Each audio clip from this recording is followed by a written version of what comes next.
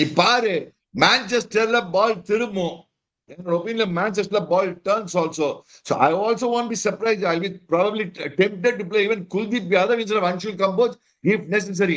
If it's not going to be a green top, let me put it this way.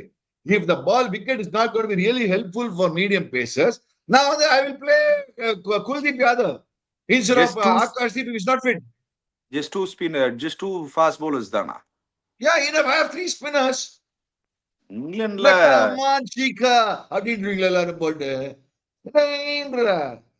India எப்பெல்லாம் 3 spinners போட்டு ஆடலாம்டா. என்ன இப்போ ஆடு தைரியமா?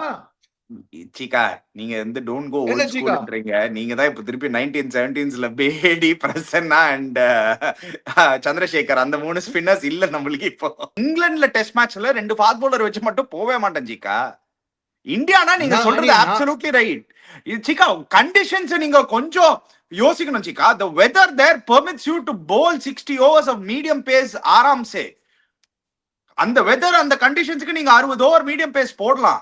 சோ உங்களுக்கு மீடியம் பேஸ் தேவை. ஸ்டில் சீக்கா ஒரே ஒரு second, even though the wickets were flat, this ball was not turning in those first 3 games. Even the last day Shoaib Bashir போடும்போது பால் ரொம்பலாம் திரும்பல. ஒத்துக்கிறேன். யார் விக்கெட் எடுத்தா உனக்கு ஃபர்ஸ்ட் இன்னிங்ஸ்? என்ன சீக்கா யார் விக்கெட் எடுத்து கொடுத்தா இந்தியாக்கு? கரெக்ட் தான், நான் ஒத்துக்கிறேன். ரவீந்திர ஜடேஜா இருந்தா, வாஷிங்டன் சுந்தர் செகண்ட் இன்னிங்ஸ் வந்து விக்கெட் எடுத்தான், 4 விக்கெட்ஸ் இருந்தா.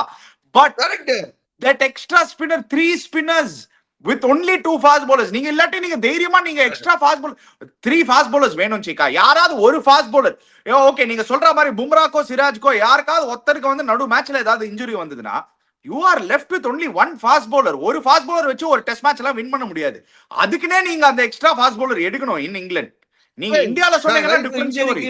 நான் ஒரு bowler இன்ஜரி ஆனதுக்கு நான் தேர்ட் பேசலாம் ஆடுனது கேள்விப்பட்டது கிடையாது. நம்பர் 1 இன்ஜரி ஆச்சுன்னா அப்படின்னா ஒண்ணும் பண்ண முடியாது. இன்ஜரி ஆச்சுன்னா ஆச்சு, கோவிந்தா விடு.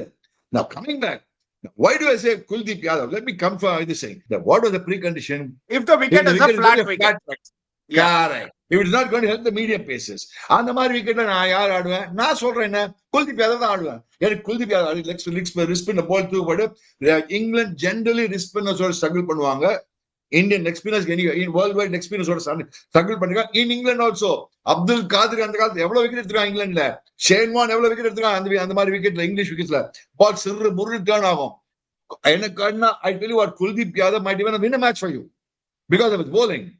So I still believe, I think Kuldeep and Anshul Kamboj is a very good bowler. But the point is, if he's not going to get helpful wickets, why play that boy unnecessarily?